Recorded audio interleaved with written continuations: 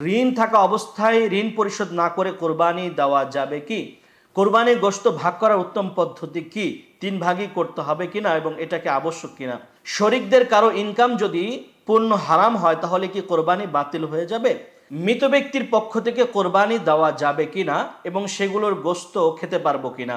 Live weight machine দিয়ে পরিমাপ করে কোরবানির পশু ক্রয় করা জায়েজ হবে কি? আমরা পরিবারের ৪ সদস্য একটি ছাগল দিয়ে কোরবানি করলে কি কোরবানি হবে? আল্লাহ তাআলা যাতে দ্রুত হজে যাওয়ার তৌফিক দেন এজন্য কোনো দোয়া আছে কি? আল্লাহ পাক রব্বুল আলামিন যাতে করে দ্রুত হজে যাওয়ার তৌফিক দান করেন এজন্য নির্দিষ্ট করে কোনো দোয়া বর্ণিত নেই। তবে আমরা প্রত্যেকটা সময়ে এর জন্য আল্লাহ তাআলার কাছে দোয়া করতে পারি যে আল্লাহ আপনি আমাকে দ্রুততার সাথে হজ করার মতো তৌফিক দান করেন, জীবনে একবার হলেও যাতে করে আপনার বাইতুল্লাহ এবং রাসূল করিম সাল্লাল্লাহু আলাইহি ওয়াসাল্লাম রওজা মোবারক জিয়ারত করতে পারি, সেজন্য আল্লাহ আপনি আমাকে তৌফিক দান করুন। এভাবে আল্লাহ তাআলার কাছে সব সময় আকুলতা নিয়ে দোয়া করতে থাকা, আল্লাহ পাক রব্বুল আলামিন আমাদেরকে আশা করছি তৌফিক দান করবেন। আমরা পরিবারের ৪ সদস্য একটি ছাগল দিয়ে কোরবানি করলে কি কোরবানি হবে? যদি কোনো পরিবারে ৪ সদস্য হোক বা আরও বেশি হোক বা কম হোক, পরিবারের সদস্যরা যদি সকলেই আলাদাভাবে তারা নেশাবের মালিক না হন তাহলে তাদের পক্ষ থেকে একটা কোরবানি দিলে তো যথেষ্ট হয়ে যাচ্ছে। অর্থাৎ কারো উপরে যদি কোরবানি আবশ্যক না হয়, তিনি যদি এমনিতেই দিয়ে দেন পরিবারের পক্ষ থেকে ৪ জন হোক ৫ জন ১০ জন তাতে কোনো ব্যাপার না, যদি দিয়ে দেন তাহলে কোরবানি আদায় হয়ে যাবে। তবে মনে রাখতে হবে যদি কোনো ব্যক্তি অর্থাৎ কোনো একটা পরিবারের মধ্যে ৩ জন বা ৪ জন বা ৫ জন সদস্য আছে, দেখা গেছে যে এই পরিবারের গুলোর মধ্য থেকে ২ জন বা ৩ জন নেশাব পরিমাণ সম্পদের মালিক হয়ে গেছে, যাদের উপর কোরবানি নেশাব চলে এসেছে, তাহলে প্রত্যেককেই আলাদা আলাদা করে কোরবানি দিতে হবে। আবারও বলছি, যতজন পরিবারের যতজন লোকের উপরে নেশাব আসবে, কোরবানি নেশাব চলে আসবে, প্রত্যেককেই আলাদা আলাদা করে কোরবানি আদায় করতে হবে। এর মধ্যে একজন কোরবানি করে দিলে বা একটা ছাগল দিলে যথেষ্ট হবে না।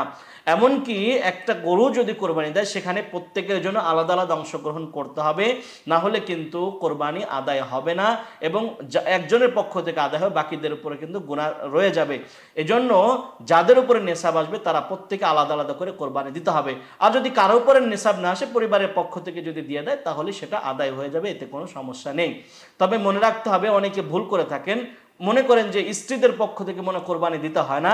স্ত্রী যদি আলাদা সম্পদের মালিক হয় এবং সেটা যদি নেশাব পরিমাণ সম্পদ হয়ে যায়, কোরবানি আবশ্যক হয়, তাহলে অবশ্যই তার কেউ কোরবানি আলাদা করে দিতে হবে। অর্থাৎ স্বামীর উপরে আবশ্যক হলে স্বামী দিবে, স্ত্রীর উপরে আবশ্যক হলে স্ত্রী কোরবানি আদায় করবে। লাইভ ওয়েট মেশিন দিয়ে পরিমাপ করে কোরবানির পশু ক্রয় করা জায়েজ হবে কি? লাইভ ওয়েট মেশিন যেটা বর্তমান আধুনিক আবিষ্কার হয়েছে, যেগুলোর উপরে পশু রেখে পরিমাপ করে তারপরে সেগুলোকে ক্রয় বিক্রয় করা হয়ে থাকে, এই যে পদ্ধতিটা, এটা যদি কোরবানির পশু ক্রয়ের ক্ষেত্রে এই জিনিসটা জানার জন্য উদ্দেশ্য থাকে যে জাস্ট আমি যেই পরিমাণ মূল্য দিয়ে সেটাকে ক্রয় করছি আমাকে একেবারে ঠকিয়ে দিচ্ছে কিনা, অর্থাৎ আমি আমার ন্যায্য মূল্যটা ঠিকমতো পাচ্ছি কিনা, ন্যায্য মূল্য দিয়ে আমি ঠিকমতো কিনতে পারছি কিনা, নাকি আমার কাছ থেকে হিউজ একটা অ্যামাউন্ট তারা অতিরিক্ত নিয়ে নিচ্ছে, এই চিন্তা ভাবনা করে যদি কোনো ব্যক্তি জাস্ট একটু বোঝার জন্য পরিমাপ করে থাকে তাহলে সেটা তার জন্য জায়েজ রয়েছে। যেমন আমরা অনেক সময় গরু কিনতে বা ছাগল কিনতে বুঝি না, সেক্ষেত্রে একজন বিজ্ঞ ব্যক্তিকে নিয়ে যাওয়া হয় যে সে এটাকে দেখলে বুঝতে পারে যে আনুমানিক এই গরুর মধ্যে এই পরিমাণ গোশত আছে বা এই ছাগলটা এই পরিমাণ গোশত আছে, একটা ধারণা পাওয়া যায়। সেক্ষেত্রে দামটা নিয়ে কিন্তু অনেকটা হেরফের হয় না, দামটাতে সেক্ষেত্রে লস হওয়ার সম্ভাবনা কম থাকে। এইভাবে যেরকম জায়েজ রয়েছে ঠিক এই লাইভ ওয়েট মেশিনটাও সেম সেরকম। অর্থাৎ জাস্ট আপনি যদি সেটাকে আইডেন্টিফাই করা বা একটা ধারণা নেওয়ার জন্য জিনিসটা করেন তাহলে সেটা জায়েজ রয়েছে। তবে এটা যারা যদি এটা উদ্দেশ্য হয় যে বাজারে কত টাকা করে গরুর গোশত চলছে সেই হিসাবে আমার লস হচ্ছে কিনা লাভ হচ্ছে কিনা, এইরকম মন মাইন্ড যদি চিন্তা ভাবনা যদি কোনো থাকে, অর্থাৎ গরুর গোশত সাধারণভাবে কোরবানি ছাড়া যেরকম আমরা কেনার ক্ষেত্রে যে জিনিসগুলো করে থাকি সেটা করলে কিন্তু অবশ্যই সেটা আমাদের জন্য জায়েজ হবে না, সেটা আমাদের কোরবানি কবুল না হওয়ার জন্য উপযুক্ত হয়ে যাবে। সুতরাং অবশ্যই আমরা ওই রকম চিন্তা ভাবনা নয়, স্বাভাবিকভাবে একটা আইডিয়া নেওয়ার জন্য আমরা এটা করতে পারি, সেটা আমাদের জন্য জায়েজ রয়েছে। মৃত ব্যক্তির পক্ষ থেকে কোরবানি দেওয়া যাবে কিনা এবং সেগুলোর গোশত খেতে পারবো কিনা? মৃত ব্যক্তির পক্ষ থেকে কোরবানি দেওয়া জায়েজ রয়েছে, অর্থাৎ কেউ মারা গিয়েছে, তিনি এমনিতেই নসিহত করে যাননি বা ওসিয়ত করে যাননি, এমনি কারো কারো একজনের পক্ষ থেকে তিনি কোরবানি আদায় করতে চাচ্ছেন, সেটা তার জন্য জায়েজ রয়েছে। রাসূল করিম সাল্লাল্লাহু আলাইহি ওয়াসাল্লামের পক্ষ থেকে আলী রাদিয়াল্লাহু তাআলা আনহু কোরবানি করতেন। সুতরাং সেটা আমাদের জন্য জায়েজ রয়েছে। আমরা কোনো মৃত ব্যক্তির পক্ষ থেকে ইচ্ছা করলে কোরবানি করতে পারবো, এমনকি সেই গোশতগুলো আমরা নিজেরাও খেতে পারবো। তবে কোনো মৃত ব্যক্তি যদি ওসিয়ত করে গিয়ে থাকেন যে আমার পক্ষ থেকে তোমরা কোরবানি করবে, সেটা তখন আবশ্যকীয় পর্যায়ে চলে যাবে, ওই কোরবানির গোশতগুলো আমরা গ্রহণ করতে পারবো না। শরীকদের কারো ইনকাম যদি পূর্ণ হারাম হয় তাহলে কি কোরবানি বাতিল হয়ে যাবে?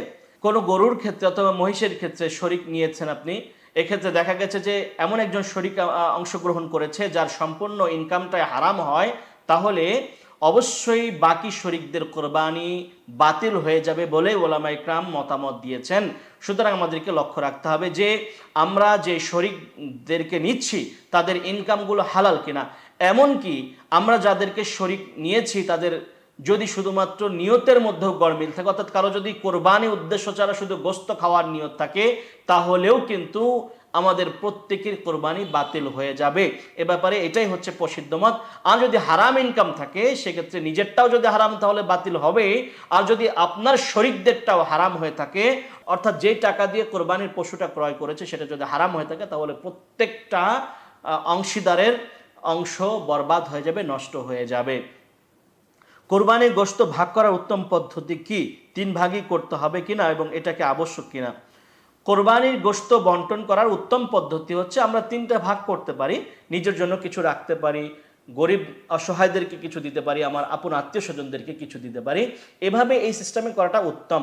তবে এই ক্ষেত্রে আমার যদি মনে চায় আমি পূর্ণটাও দান করে দিতে পারি, গরিব মিসকিনদের দিতে পারি, অথবা আত্মীয় স্বজনদেরকে পুরোটা দিতে পারি, অথবা নিজেও যদি পুরোটা রেখে দিতে চাই, প্রয়োজনে পরিবার বড় থাকতে পারে, বিভিন্ন কারণ থাকতে পারে, সেক্ষেত্রে সেটা নিজে রেখে দেওয়া জায়েজ রয়েছে। তবে মনে রাখতে হবে যে এই পশুটা যে কোরবানি করছে এটা আমার আল্লাহ তাআলাকে সন্তুষ্ট করার জন্য তাকওয়ার ভিত্তিতে আমি কোরবানি করছি।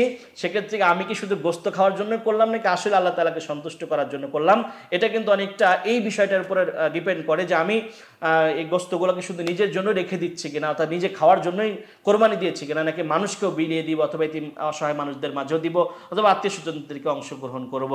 আপনার নিয়তের সাথে আপনার এই আমলের সওয়াব আপনি পাবেন, কারণ নিয়তের উপরেই আমাদের আমল সওয়াব নির্ভর হয়ে থাকে। সুতরাং আমরা চেষ্টা করব অবশ্যই আমাদের এই 3টা ভাগ করে নেওয়ার জন্য, 1 ভাগ নিজের জন্য, 1 ভাগ আত্মীয় স্বজনের জন্য, 1 ভাগ অসহায় ব্যক্তিদের জন্য। যদি কোনো ব্যক্তির চেয়ে কম বেশি করতে চান কোনো সমস্যা নেই, করা জায়েজ রয়েছে। তবে অবশ্যই আমরা চেষ্টা করব গরিব দুঃখীদের মাঝে বিলিয়ে দেওয়ার জন্য। ঋণ থাকা অবস্থায় ঋণ পরিশোধ না করে কোরবানি দেওয়া যাবে কি? কোনো ব্যক্তি ঋণ রয়েছেন, তিনি কোরবানি দিতে পারবেন কিনা এই বিষয়টি একটু আমাদের বোঝার চেষ্টা করতে হবে। সেটা হলো যে ঋণ সাধারণত 2 ধরনের হয়ে থাকে। একটা হচ্ছে দীর্ঘ সময়ের ঋণ, আর একটা হচ্ছে তৎক্ষণিক ঋণ। অর্থাৎ কিছু ঋণ থাকে যে আপনি আপনার ব্যবসার প্রয়োজনে অথবা বাড়ি বানানোর প্রয়োজনে মানুষের কাছ থেকে ঋণ করেছেন এবং ওই ঋণটা ধীরস্থিরভাবে আস্তে আস্তে দিচ্ছেন বা দেওয়ার নিয়ম রয়েছে, অর্থাৎ 6 মাস পরে দিতে হবে অথবা 1 বছর পরে দিতে হবে। এরকম ঋণ যদি থাকে এবং এই ব্যক্তির উপর যদি কোরবানি আবশ্যক হয়, নিসাব চলে আসে, অবশ্যই তাকে কোরবানি আদায় করতে হবে। অনেকে মনে করে থাকেন যে আমি তো ঋণগ্রস্ত, অনেক টাকা ঋণ আছে, আমি তাহলে কোরবানি দেবো কেন, আমার তো কোরবানি আবশ্যক হবে না, তাহলে আমার কোরবানি দেওয়া লাগবে না। আসলে এটা একটা ভুল বিষয়। আমাদেরকে মনে রাখতে হবে যে এই ঋণটা যদি সময় অর্থাৎ দীর্ঘস্থায়ী ঋণ হয়, যে আমি আস্তে আস্তে পরিশোধ করতে পারবো বা এই সুযোগ রয়েছে, তাহলে এই বাকি যে টাকা পয়সা আছে এর মধ্যে যদি আমার নেশাব সম্পদ চলে আসে তাহলে আমাকে কোরবানি আদায় করতে হবে। আর যদি এমনটা হয় যে না এই ঋণটা আমাকে তৎক্ষণাৎ পরিশোধ করতে হবে, অর্থাৎ কোরবানি করার আগেই আমাকে পরিশোধ করতে হচ্ছে, বা এমন তার সাথে কথা রয়েছে টাকা হাতে আসলেই পরিশোধ করতে হবে, তাহলে অবশ্যই আগে ঋণ পরিশোধ করতে হবে। তারপরে যদি আমি নেশাবের মালিক হই তাহলে আমি কোরবানি করব। আর যদি এমনটা হয় যে আপনি নেশাবের মালিক নন অথবা আপনার উপরে কোরবানি আবশ্যক নয়, আপনি এমনিতে কোরবানি করতে চাচ্ছেন, সেক্ষেত্রে আপনার যদি মনে চায় আপনি সাময়িকভাবে অল্প কিছু টাকা পয়সা হালালভাবে ঋণ নিয়ে কোরবানি দিতে চাইলে দিতে পারেন, এতে কোনো সমস্যা নেই। অর্থাৎ তবে ঋণ পরিশোধ করার মন মানসিকতা থাকতে হবে। তো ঋণ আমি দ্রুতই পরিশোধ করে দেবো, হয়তো এখন আমার কাছে টাকা পয়সা নাই কিন্তু কোরবানি দিতে মনে চাচ্ছে, সওয়াবের নিয়ত রয়েছে, এই জন্য আমি কোরবানি করতে চাচ্ছি, সেক্ষেত্রে আপনি কারো কাছ থেকে ঋণ নিয়েও কোরবানি করতে পারবেন, এটা আপনার জন্য জায়েজ রয়েছে। তবে ঋণ থাকলেই যে কোরবানি করা লাগবে না বিষয়টি এরকম নয়। ঋণটা যদি দীর্ঘস্থায়ী হয় তাহলে আমার উপরে কোরবানি করতে পারবো, এবং কোরবানি যদি নেশাব আসে অবশ্যই কোরবানি করতে হবে। আর যদি তাৎক্ষণিক ঋণ হয় যে ঋণটাকে পরিশোধ করতে হবে, তাহলে ঋণ পরিশোধ করে দেওয়ার পরে যদি আপনি নেশাবের মালিক থাকেন তাহলে দিতে পারেন, অথবা আপনি এমনিতেও ঋণ করে হালালভাবে বৈধভাবে, সুদ বা অন্য কিছু নয় বা কোথা থেকে টাকা উঠিয়ে এরকম নয়, স্বাভাবিকভাবে আপনি ঋণ করে যদি কোরবানি করতে চান সেটা আপনার জন্য জায়েজ রয়েছে।